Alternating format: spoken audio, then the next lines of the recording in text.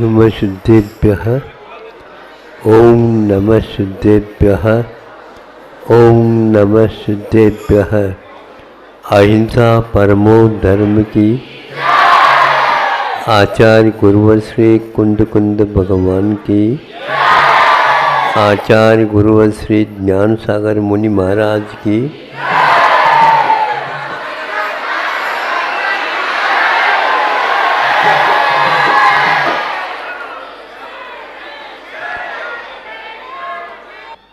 अति प्रखरता भी ठीक नहीं है और अति सौम्य भी ठीक नहीं।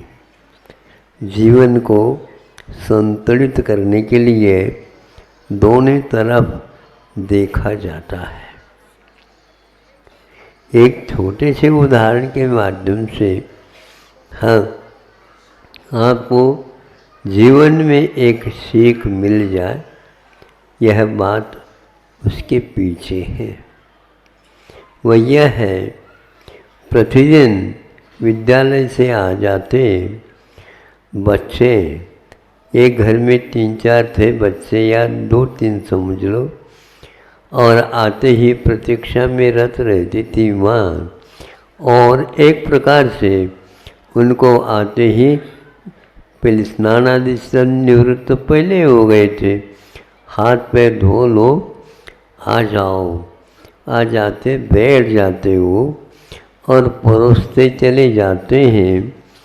और बीच बीच में कुछ दूध वगैरह पिलाना चाहे तो वह पिलाती थी, और पिलाते पिलाते क्या करती है, वह कुशलतापूर्वक बड़े भाई को तो वह थोड़ी सी मलाई वगैरह भी छोड़ देती थी।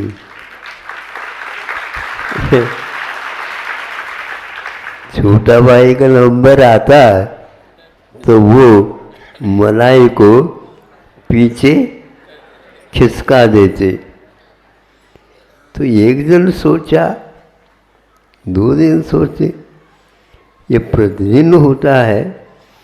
तो वो माँ को कहता है कि हमारे परोसते समय अब मलाई को हटा क्यों दे, और बड़े भैया को आप क्यों परोसते हैं मलाई को, जो पीछे है उसको भी आगे करके। बेटा तुमको अभी मालूम नहीं पड़ेगा, मालूम तो पढ़ रहा है। आप लोग पक्षपात कर रहे हो कि मालूम तो पड़ रहा है। अब और कौन सा मालूम करना, और कुछ नहीं कि यह पक्षपात नहीं है, ये तो गुणेषु प्रमोदम वाली बात है। जो सक्षम है, योग्य है, उसके लिए अलग है। पंगत में भले ही बैठा है, फिर मुझे कब मिलेगा, तुम बड़े हो जाओ फिर इसके उपरांत मिल जाएंगे। बड़े कैसे करेंगे, तुम मलाई मिलेंगे तभी तो बड़ा बनूंगा।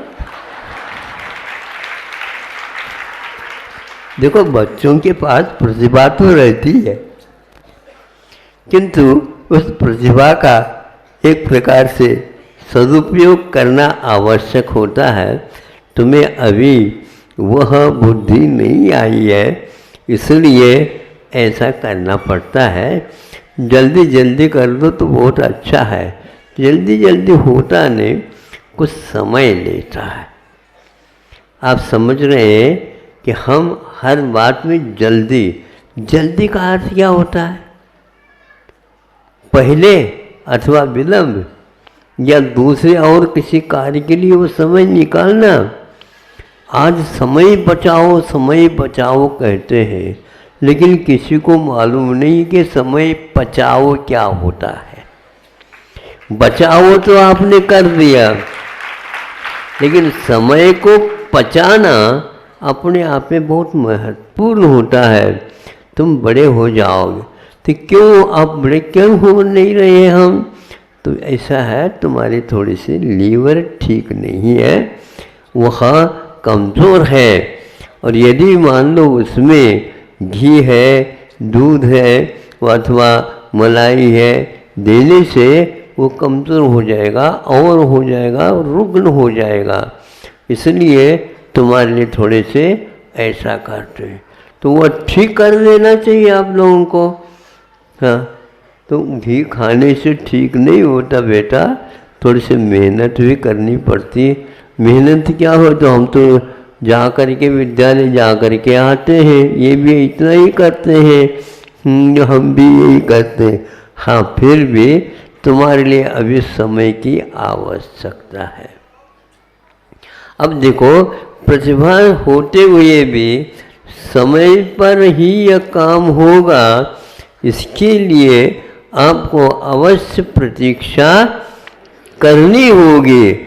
इसलिए माँ को पक्षपात माँ को पक्षपात कर रही है ऐसा न समझ करके, वह तो हमारे ही पक्ष दे रही है, लेकिन हमारी लीवर हमारी पक्ष नहीं ले रहा है। उसमें कोई न कोई कारण होगा, जल्दी में कुछ खाया होगा, पिया होगा, पचा नहीं होगा और सो गया होगा। इस प्रकार कि हम व्यवहार में देखते हैं कि व्यवहार बहुत कठिन होता है और निर्णय लेना फिर भी जल्दी हो सकता है। कम उम्र में भी अच्छे प्रश्न किए जा सकते हैं, लेकिन उत्तर देना एक विद्वान के लिए जीवन पर्यंत भी कम पड़ जाता है। इसलिए जीवन के अगले चरण में क्या होना है, तो उसके तब तक प्रतीक्षा की आवश्यकता है। आज के बच्चों को प्रतीक्षा ठीक नहीं है।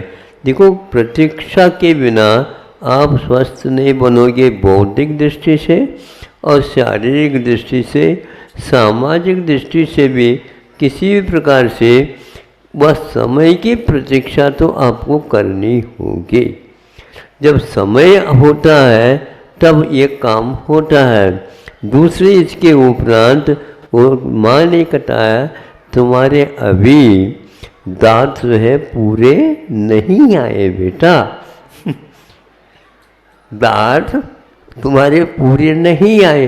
कब आएंगे? अभी दूध के आए हैं, वो गिर जाएंगे, फिर बाद में दाढ़ के भी सूल के भी दांत आएंगे। तो अभी कितनी पर करनी पड़ेगी? अभी तो अक्कल आएगा, फिर इसके उपरांत ये दांत आते हैं। अक्कल क्या चीज़ है, इसकी तो हम कह रहे हैं। प्रतिभा अलग है और अक्कल अलग है। वह अक्कल नकल करने से, बच्चों हमारे ताली नहीं बजा रहे आप लोग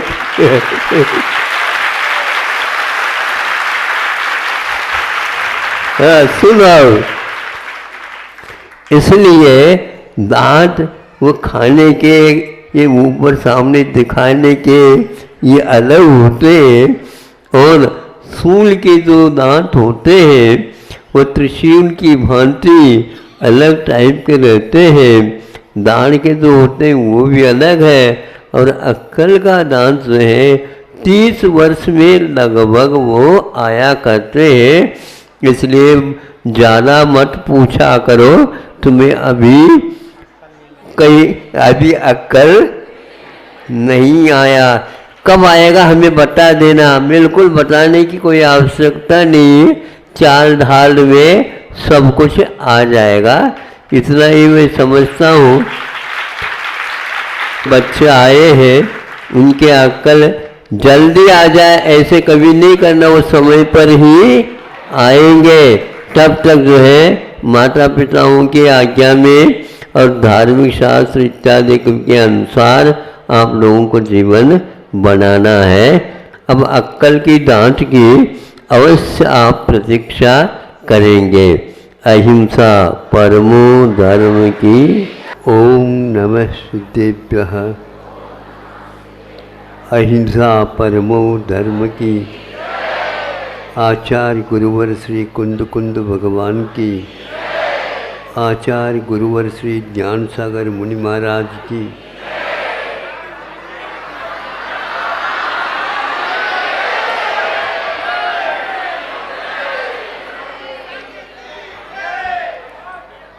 जब गर्मी अपनी सीमा तक पहुंच गई थी,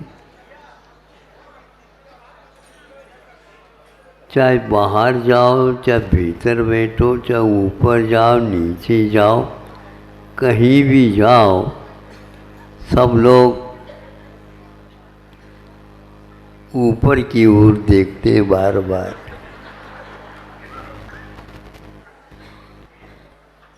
नीचे के तपन के बिना ऊपर से कभी शांति नहीं मिल सकती। हम तप नहीं करें और शांति चाहे, उस शांति को भी हम हजम नहीं कर पाएंगे, पचा नहीं पाएंगे। ध्यान रखो, वहाँ पर भी जठराग्नि और चाहिए। इसलिए भगवान से कभी ऐसा प्रार्थना नहीं करना, भगवान पेट में शांति चाहिए। पेट में तो वह पाचन शक्ति बढ़ाने के लिए जो कुछ भी डाला जाता है उसको वह भस्म करने की क्षमता रखती है। हमारे सेव पूज्य तीर्थंकर जो हुए हैं, बड़ा विचित्र लगता है। उनकी जठराग्नि इतनी तेज है, आप लोग जो कोई भी भोजन उनके से थोड़ा सा भी खा लो, दस्त लग जाएंगे आपको। इतनी तेज ज्वालामुखी के बराबर। किंतु उनको कभी भी प्यास और भूख लगने के उपरांत भी मलमूत्र नहीं होते, पसीना नहीं आता, उनका जीवन सुगंधित चारों तरफ से वहाँ बिखरती रहती है।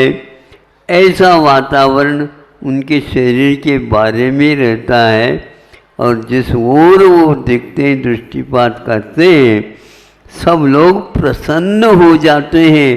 सर्प भी वैर भाव भूल करके उनके चरणों में नतमस्तक होता है।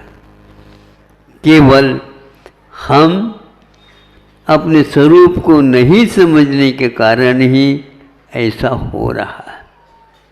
उनके रक्त के विषय के बारे में भी आगम में कथन मिलता है।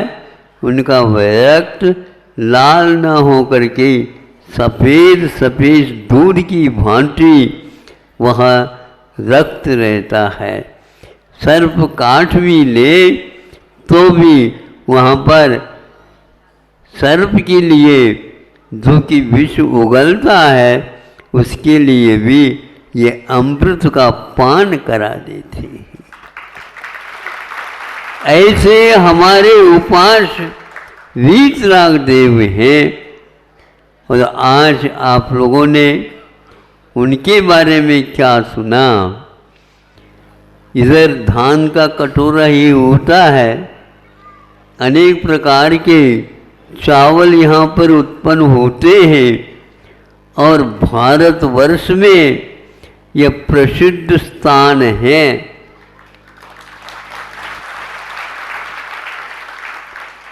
अब इसको छत्तीसगढ़ भी बोलते हैं।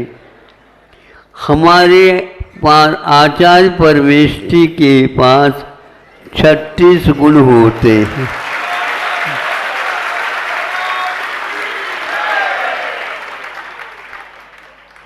हमारा छत्तीसगढ़ के साथ इस प्रकार का संबंध हुआ है। वो कहावत है, मान पर से भरे न पेट, मघान पर बरसे भरे न खेत। लबालब छत्तीसगढ़ के प्रत्येक कटोरे में देखा तो वहाँ पानी भरा हुआ था। यहाँ के किसान भी बहुत होशियार है, ऐसे कटोरा बना देते हैं, एक पानी भी जा ही नहीं सकता, अपव्यय होना ही नहीं है। तो अपव्यय नहीं हुआ और उत्पाद होगा तो सभी किसान खुश नजर आए। यहाँ सबसे ज़्यादा जिस प्रकार चावल होता है उस प्रकार यहाँ के लोग अपव्यय तो नहीं करते दिनों का, समय का, किंतु त्योहार बहुत मनाते हैं। छुट्टी नहीं महाराज, त्योहार। उन त्योहार के माध्यम से वो अपने परिश्रम को भी हरा देते हैं और शांति के साथ, प्रसन्नता के साथ, तृप्ति के साथ, संतोष की भी ये उपासना करते रहते हैं हमेशा। आपको और कुछ भी नहीं करना, जीवन में संतोष रखा करो। महाराज हो तो संतोष रखे। अरे होना क्या, हम परिणाम में यदि थोड़ा भी संयम रखते हैं वो संतोष को आना पड़ता है और वह ऊपर से वर्षा समय समय पर, वृष्टि समय पर हुआ करे। ये भावना आप लोग, भाई ये वृष्टि हो किंतु समय पर हो, भूख लगे तो समय पर लगे तो उसकी तृप्ति भी हो सकती है। और 24 घंटा खाने लग जाए तो क्या होगा, वो पचेगा ही नहीं। और पेट में खाया हुआ बच जाता है तो फिर धीरे धीरे ऊपर की ओर जाना पड़ेगा। इसलिए पेट में तो परिश्रम करिए और खाइए तो वह हमेशा हमेशा, क्यों बताओ, कुछ भी खा लो। कुछ भी क्या खा ले महाराज, मीठी रोटी भी खा लो और करेला भी खा लो तो भी सही बता देना मीठा कैसे लगता है वो बात बताओ। वहाँ भीतर जाने के उपरांत शरीर के योग वहाँ धातु उपधातु परिणत होकर के प्राण के रूप में आ जाता है और आप वह वस्तुतः कभी भी कड़वा नहीं होता, किंतु लाला रस हमेशा हमेशा बहता रहता है और उसी के माध्यम से भीतर जा कर के जो खाया है उसको पचा करके प्राण रूप धारण करा देता है। उन प्राणों के माध्यम से ही यह जीवन चलता रहता है।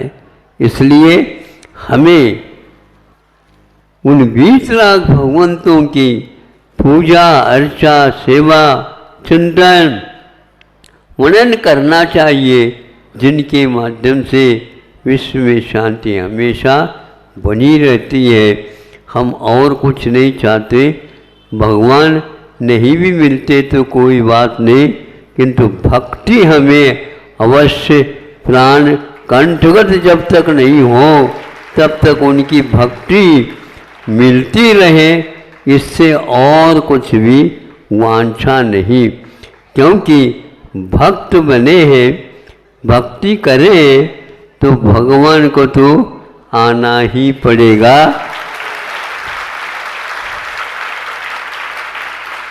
ये निश्चित है।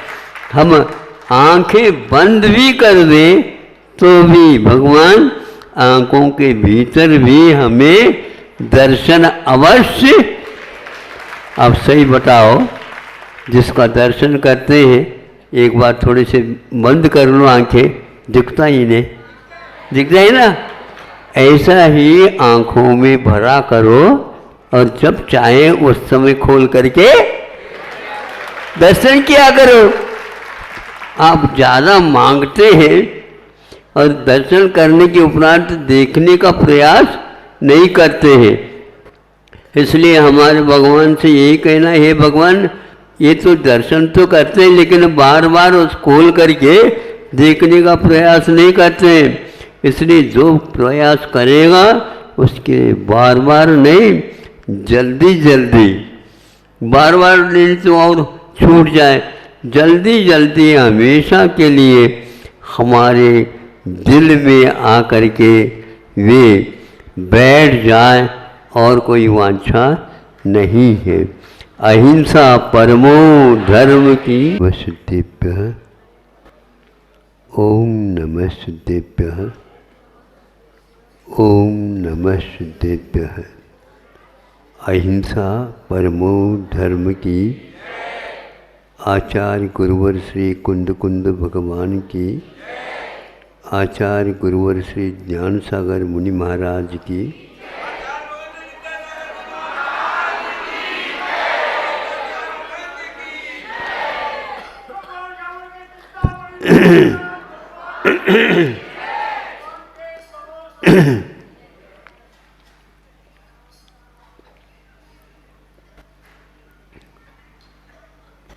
आत्मा का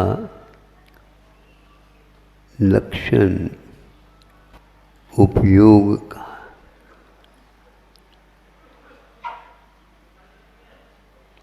उपयोग के अभाव में हम कभी भी आत्मा की खोज नहीं कर सकते। दुनिया के सारे यंत्र मिल जाएं तो भी आत्मा को पाने की कोई क्षमता उसके पास नहीं। हम किसी वस्तु को आत्मा कह करके बोल भी नहीं सकते जिसके अभाव में।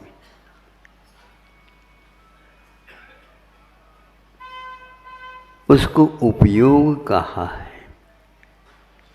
उपयोग तो कीट पतंगों में भी है, किंतु मनुष्य अथवा जिसके पास संजीवन है, मन है, वही कथनचित पहचान सकता है। हमें आत्मा को देख करके दूसरे के सामने इसको परिचय के लिए रखना, ये हमारा अविवेक माना जाएगा। हमें अपने आप को पहचानना है तो वह इसलिए पहचानना कि हम अन्य पदार्थों से हट करके अपना जीवन व्यतीत करें। आप लोग जीवन व्यतीत तो कर रहे हैं, जीवन अतीत भी हो रहा है, भविष्य सामने भी खड़ा है, लेकिन इससे संतुष्टि नहीं मिल पाएगी। उपयोग के माध्यम से हम आत्मा को जान भी लेते हैं किंतु उसे पा नहीं सकते। जानना अलग है और पाना अलग है। इसलिए अब उस ज्ञान की भी मुझे इच्छा नहीं लगती, क्योंकि उसके माध्यम से मैं जब तक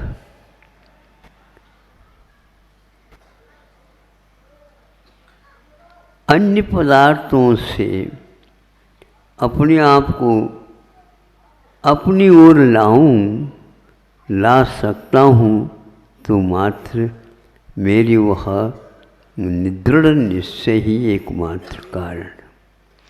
इसलिए आपको अपने आप को पाना है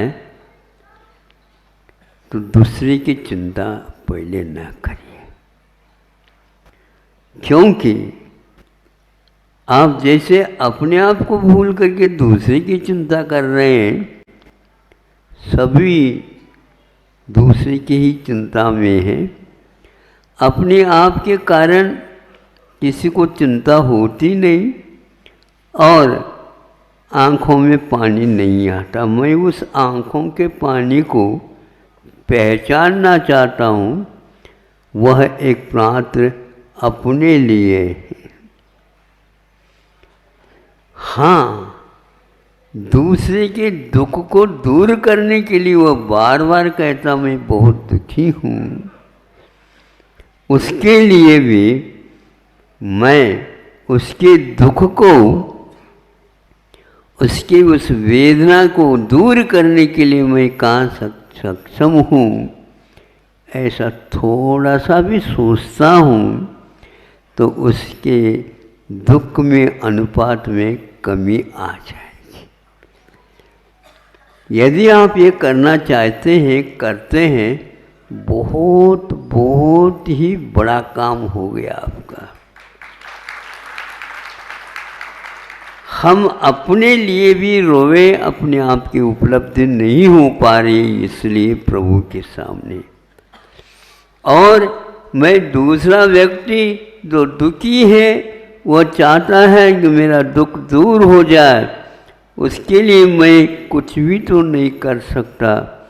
नहीं कर सकता ऐसा नहीं, दो आंसू तो हम वहाँ पर छोड़ सकते। ज्ञान बहुत चिल्लाता है, मैं जानने वाला हूँ। ज्ञान चिल्लाता आपत्ति आने पर, चाहे अपने ऊपर आपत्ति आए या दूसरे के ऊपर आपत्ति हो, ज्ञान चिल्लाता है। इसलिए मैं उस ज्ञान को कभी चाहूँगा नहीं। ध्यान तो अवश्य चाहूँगा, लेकिन उस ज्ञान को मैं कभी नहीं चाहूँगा। और ऐसे ज्ञान को रखने वाले ज्ञानियों से भी मैं दूर से ही किनारा हो करके चले जाऊँ भगवान, ताकि मेरा गलत असर उनके ऊपर न पड़े।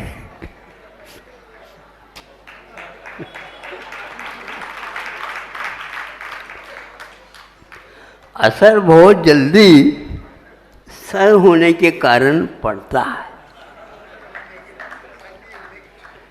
असर हमेशा हमेशा पड़ता है। क्यों पड़ता है? सर होने से पड़ता है।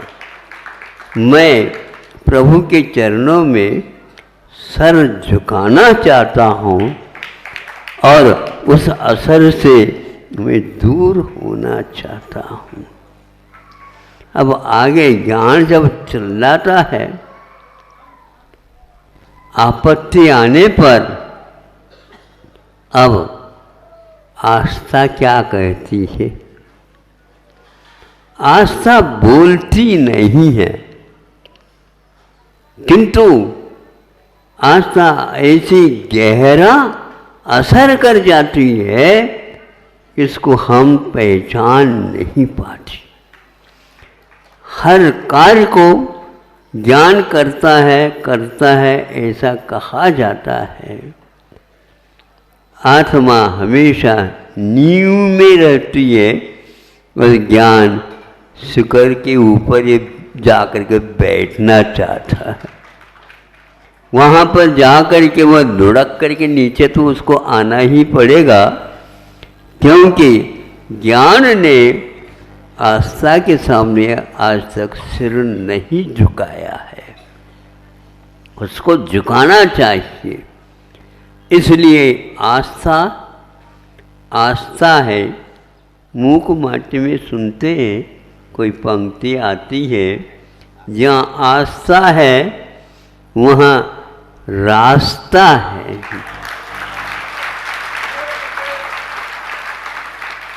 ज्ञान के लिए खोजना पड़ता है, आस्था के लिए खोजने की बात नहीं, खोदने की बात होती है। हम खोज न करें, अपने ओझ को बिना मतलब कम न करें, किंतु हमारी आस्था जितनी दृढ़वती होती है वैसे वैसे ज्ञान झुकने लग जाता है, ज्ञान झुकने लग जाता है। मन आने के उपरांत इस झुकाव का शुरुआत हो जाता है। बिना मन का झुकना कोई झुकना नहीं और न ही कुछ रुकना है। अब जाते जाइए तेली के बैल के भांति आप सोचते ही रहिए। आज की यात्रा तो बहुत लंबी हो गई। हाँ ठीक, बिल्कुल। जब आंखों का पट्टी बाहर कर देता है, अरे मैं सुबह जहाँ था वहीं पर तो हूँ। ये कौन कह रहा है? अब कहता है आस्था के बल से। सोच रहा था कि मैं बहुत बड़ी लंबी यात्रा कर रहा हूँ, कर गया हूँ। आज आस्था की बात छोटी सी आपके सामने करके मैं इस वक्तव्य को ज़्यादा लंबा बनाना नहीं चाहता हूँ। क्या है वो यही है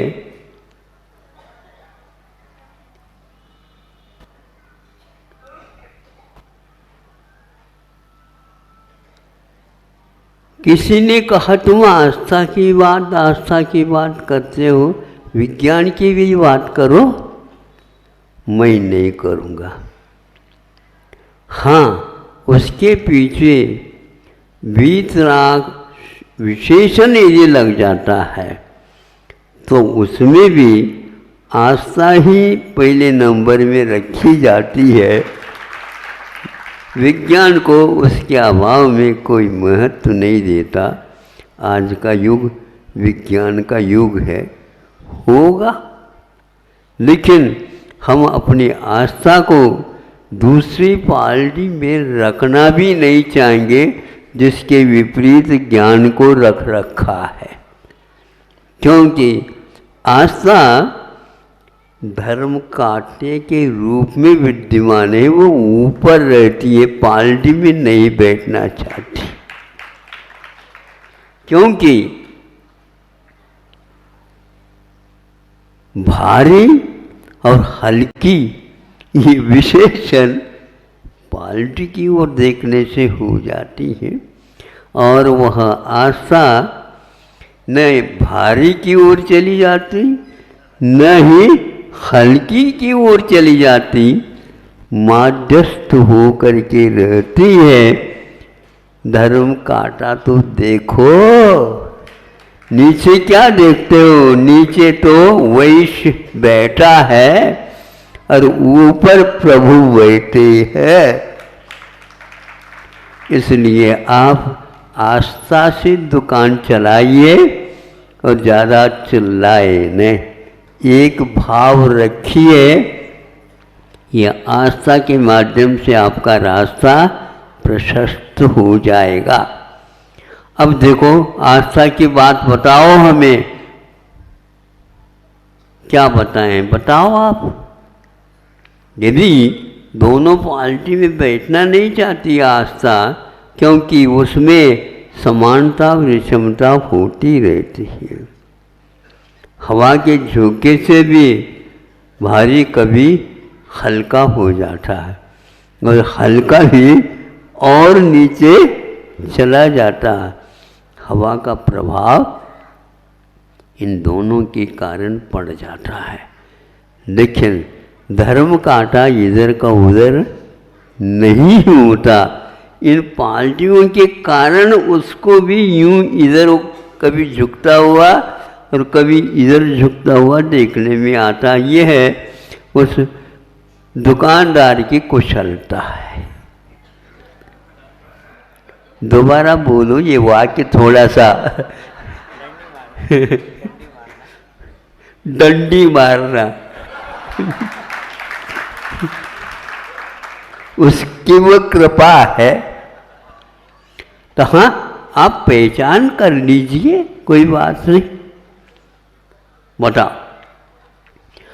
ये एक चालनी है और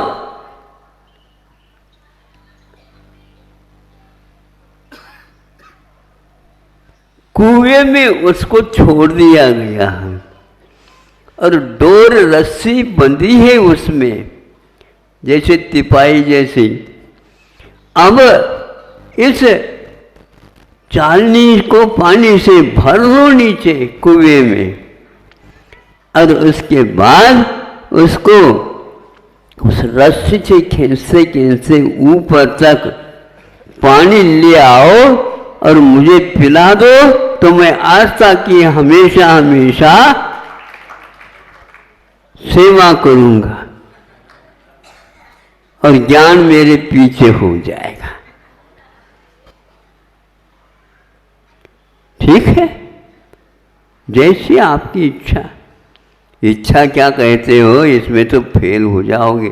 फेल नहीं होऊंगा, उत्तीर्ण नहीं भी हूं, किंतु मैं अवश्य अनुत्तीर्ण होऊंगा, लेकिन फेल नहीं होऊंगा, क्योंकि इंग्लिश लोग फेल हो गए हैं और भले ही भारतीय अनुत्तीर्ण कुछ रह गए, उत्तीर्ण तो हो गए। उनके सहारे से सारे के सारे वो भी तिर जाएंगे।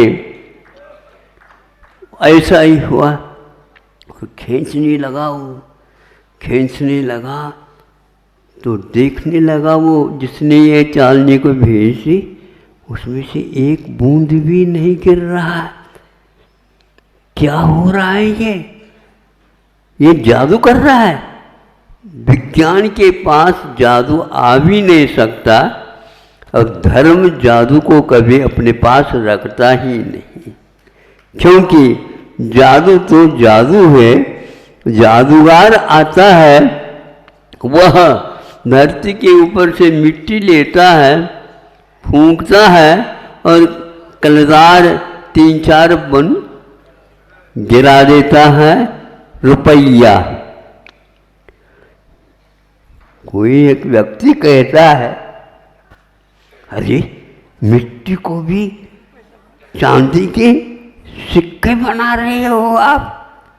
धन्य है भारत, तो बिल्कुल अब सोने का चिड़िया बन जाएगा। नहीं बनेगा। जादूगर से आज तक कोई भी देश उन्नत नहीं हुआ। आपको दिखा रहा है बिल्कुल इतने। हाँ है, यदि वह कलदार रुपया होते तो मैं 10 अठन्नी दे दो। सेठ जी, हम भूल गए, अठन्नी चवन्नी दे दो, चारणे में भी काम चला दूंगा। इस प्रकार वह अपनी जादूगर दिखा करके अंत में आता है। अपने पास धर्म और आस्था है, ये ऐसा नहीं मांगता। अब देखो, ऊपर ले आए उसको, ये कैसी बात है, एक बूंद भी नहीं गिरी। देख लो वहां पर एक बूंद है क्या नहीं। देखता है तो बूंद भी नहीं। वो पानी कहाँ गया? वह पानी आस्था के प्रभाव से बर्फ बन गया।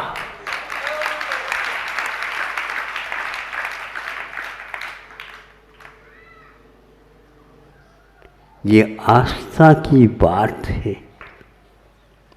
आकर के पालती मार करके बैठ गए आप लोग। धन्य हैं आप लोग, कम से कम इस वक्तव्य को सुन लिया। बड़ी कृपा होगी, जहाँ जहाँ से आप आए हो वहाँ वहाँ पर भी इसको सुना देना। और अवश्य ही आचार संहिता में जो प्रचार प्रचार में लगे हैं उनके कानों तक भी ये चली जाए तो मैं अच्छा समझूंगा, ताकि आस्था की बात आज कम से कम आज सुनने के लिए तो लोग तैयार हैं। आस्था को भी मैं कहता हूँ कि इनके दिमाग थोड़े से फिर जाए। लोग महाराज ये क्या कह रहे हैं आप, इनका दिमाग फिर गया है, ये दिमाग इनका दिमाग फिर गया।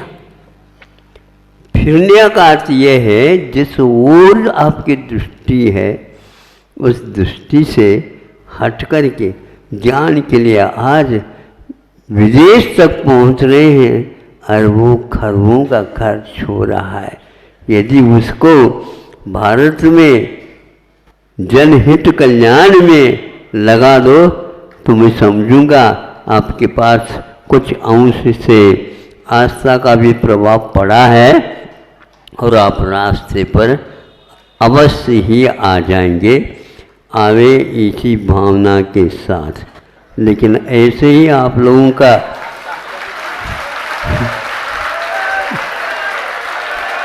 अहिंसा परमो धर्म की। ओम नमः सिद्धेभ्यः। अहिंसा परमो धर्म की। आचार्य गुरुवर श्री ज्ञान सागर मुनि महाराज की।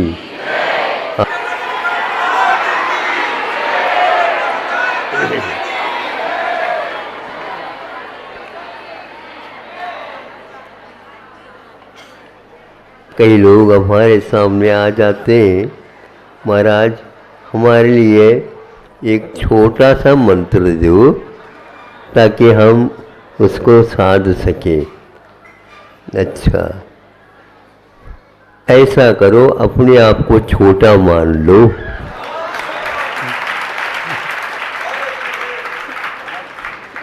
अपने आप को जो व्यक्ति बड़ा मानता है और छोटा मंत्र चाहता है उसका उद्धार कैसा होगा बताओ।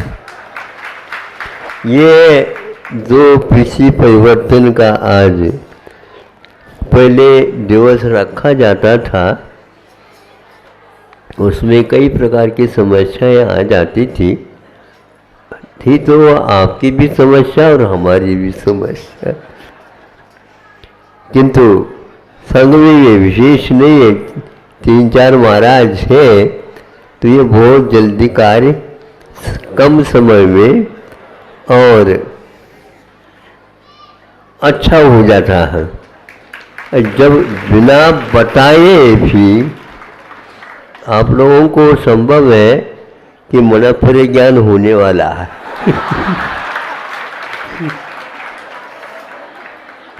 सब लोगों के मन की बात तो समझते हैं लेकिन कहीं न कहीं वह निकल ही जाता है। तो जिन्होंने यहाँ पर रह करके घर के लिए कुछ समय के लिए जाते थे और यहीं पर रहते थे, बहुत सारे कार्यकर्ता यहाँ के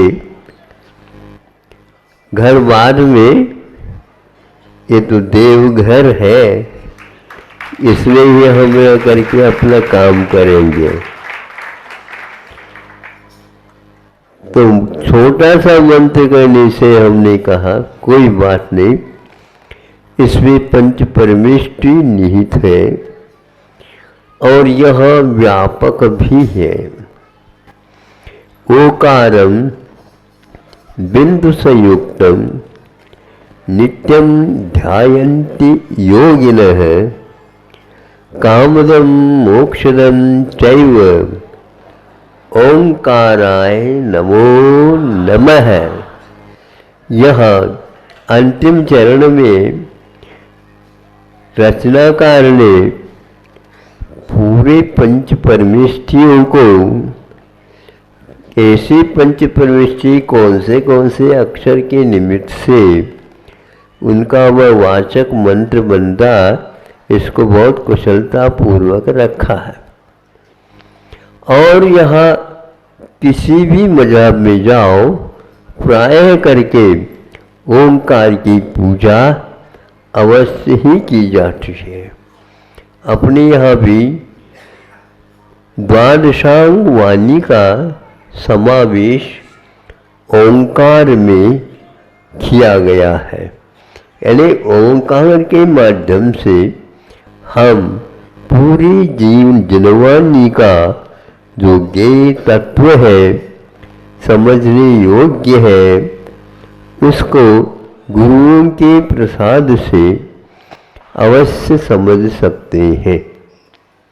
पहले महाविद्यालय, विश्वविद्यालय, वो विद्यालय आदि आदि होते होंगे, लेकिन गुरुओं के माध्यम से जहाँ कहीं भी स्थान उपयुक्त है, वहाँ पर संघ को इस ओंकार के माध्यम से ही सारा विषय समझाया जाता है।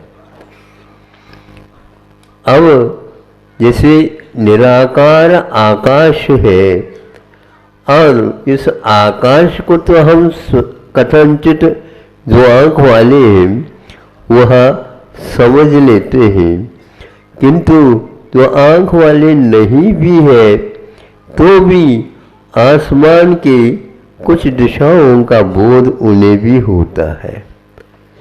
कैसे हो जाता है? तो ये निमित्त है आकाश में सूर्य और चंद्रमा, इन दोनों के माध्यम से चंद्रमा हमेशा हमेशा वास्तिर होने के कारण कहाँ हमेशा नहीं मिल पाता।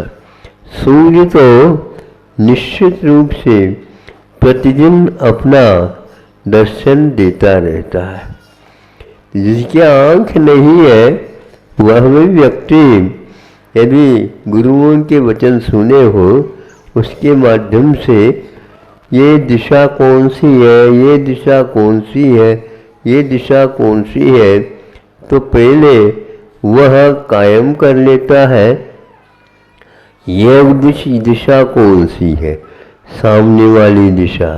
तो सामने और आमने तो उनके लिए कुछ कहे ही नहीं, किंतु सूर्य के किरणों के माध्यम से आभास होता है कि यह जहाँ पर जिस दिशा में सूर्य होता है उस दिशा को पूर्व कहा जाता है। यह अपूर्व ज्ञान हमें बिना आंखों में भी हो रहा है, हो सकता है। ऐसे गंधर्व परमेष्ठी आदि हम लोगों को बहुत सुविधाजनक मंत्रों के माध्यम से आज मूल तत्व को समझाने का प्रयास किया है। जिन्होंने समझ लिया उन्होंने अंतर मुहूर्त में भी द्वादशांग के पाठी बन जाते हैं, बने हैं। इस युग के अंतिम सुत के मुनि भद्रबाहु स्वामी थे, जो अकाल पड़ने से इस उत्तर से दक्षिण की ओर चले गए थे। उस समय उनके पास द्वादशांग तो था ही, 8 महानिमित्तों के भी ज्ञान उन्हें उपलब्ध था। उसने देखा है कि यहाँ अकाल में जो झूले में लड़का है, झुलाया जा रहा है, किंतु इसकी दांत भी दिख रहे हैं पूरे पूरे, जबकि होने नहीं चाहिए। दांत के साथ साथ उसके मूंछ भी दिख रहे थे। तब उन्होंने सोचा ये अकाल में क्यों संकेत मिल रहे हैं। अकाल में कोई भी काम होता है तो वह निमित्त कुछ और विशेष हमें बता देता है। और समझ लिया उसके माध्यम से ये महान अकाल पड़ने वाला है, इसलिए यहाँ पर दुर्भिक्ष होगा, भिक्षा नहीं मिलेगी, मुनियों का निर्वाह हो ही नहीं सकेगा, श्रावकों के लिए भी कई समस्या आएगी, किंतु हम कहाँ तक प्रबंध उनका कर सकते हैं। और इसको छोड़ करके उनका जाना भी अशक्य था। बहुत विनय अनुनय किया, फिर भी गुरु ने कहा कि भैया हमें जाना अनिवार्य है, अकाल पड़ने वाला। महाराज हम भी तो है, लेकिन इसके उपरांत भी आप लोग व्यवस्थित करके देख लो। यह बहुत ही 12 साल का अकाल, अब क्या समझते हो? 1 साल भी यदि वर्षा नहीं हो तो यहाँ पर पूरा का पूरा कुछ भी नहीं, सूखा सूखा होगा। ऐसे आपत्तियों में भी मुनि संघ जो 24,000 का संघ था, वहाँ आधा करके दक्षिण की ओर भेज दे चला गया, और यहाँ पर आधा संघ यहीं पर उत्तर में विचरण करने लगा। उस अकाल का प्रभाव चालू हो गया और धीरे धीरे शैथिल्य भी आने को तैयार हो गए हैं। बहुत परिस्थितियां हैं, आगम से सुनने से कैसे ज्ञात होता है। वह काल बहुत ही कठिन काल था, लेकिन था। आज से वह लगभग 2500 वर्ष, लगभग समझ लो आगे पीछे, इतना काल व्यतीत हुआ। उस समय वही भद्रबाहु महाराज जी का संघ दक्षिण की ओर चला गया, जो श्रवण बेलगुला इस ओर की बार। एक मत ऐसा भी मिलता है, वो एक प्रकार से नेपाल की ओर चले गए। तो यह इतिहास की बात है। यह कहावत से है कि भद्रबाहु का यहाँ से विहार करना, चाहे दिगंबर हो चाहे श्वेतांबर हो, ये मान्यता सबको प्राप्त है। इस पीछे को सुरक्षित रखना खेल नहीं था। यह संयम कभी भी छोड़ नहीं सकते।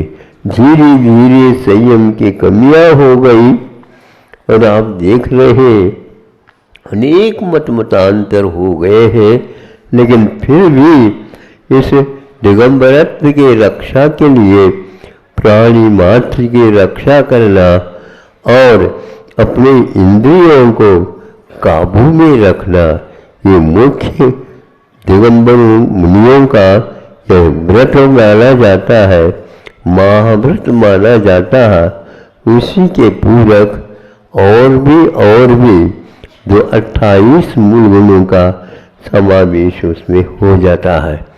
इस प्रकार अहिंसा तत्व को सुरक्षित रखने के लिए इन 28 मूल गुणों का पालन करते हुए आज भी रात दिन इसमें लगे हैं, और इसके लिए सहयोग देने वाले श्रावक भी विद्यमान है। एक बैलगाड़ी है और एक ही किसान उसको चला रहा है, किंतु वह अकेला है, किंतु सामने 2 बैल जुटे हुए हैं। ये दोनों बैल ऋषभ कहलाते हैं, और उसके माध्यम से जो कोई भी फसल आएगी उसको सुरक्षित वह घर तक पहुंचा देता है, ताकि विश्व ही 1 वर्ष तक उसका उपयोग कर सके। अकाल में भी श्रावक लोग कैसे क्या भोजन पानी आदि किया, एक बहुत ही अद्भुत बात है। उन्होंने भी श्रावक व्रत पाला, तभी श्रमण व्रत पल गए। यदि ये नहीं मिला श्रावकत्व, तो निश्चित है ये बिल्कुल, इसमें कहने भी संदेह ही नहीं है। संलेखना का वही प्रसंग शुरुआत हो जाता। कितने महाराजों को भी इस प्रसंग में नहीं मिला होगा आहार पानी आश्रय आदि, तो उनकी समाधि हो गई होगी। निश्चित रूप से चेलना की कथा पढ़ लीजिए तो सारा सारा उसमें समावेश हो जाता है। तो यहाँ पीछे एक साल में एक बार बदल देती है ऐसा तो नहीं है, लेकिन फिर भी इसमें कठोर गुण में कमियाँ, मृदु गुण में कमी आनी चाहिए, उसको कठोरता आ जाती है उसमें, उसके कारण छोटे छोटे जंतुओं का संरक्षण कठिन हो जाता है। इसलिए उसको बदल देते। बदलने का अर्थ ये भी श्रावकों के ऊपर ही आधारित है। जैसे महाराज ने कहा यह हिंसा परक उत्पादन नहीं है, किंतु अहिंसा परक है। यह विशेष बात है। ये मोर जो है एक मादा भी होता है और एक नर भी होता है। केवल ये जो पंख मिलते हैं यह नर मयूर के ही होते हैं, लेकिन ये भी ध्यान रखना इनका कायक प्रविचार नहीं होता है। कायक प्रविचार उमा स्वामी महाराज जी ने कायक प्रविचार का विश्लेषण करते हुए तत्व सूत्र में लिखा है कि विचार मैंने एक प्रकार से वासना है, इसका प्रतिकार किया जाता है, तो प्रतिकार के लिए काय प्रविचार होता है, शरीर के अंग में माध्यम से होता, किंतु यह सर्वत्र होता हुआ कम होता हुआ चला जाता है। किंतु मोर जब मोर नाचने लग जाता है तो उसकी आंखों में से आंसू पानी मद या कुछ भी कह दो वह गिर जाते हैं और उनको सामने वाला जो मादा मोर है उसको पी जाता है। तो उसके पीने से उसका गर्भ रह जाता है, ऐसा सुना था।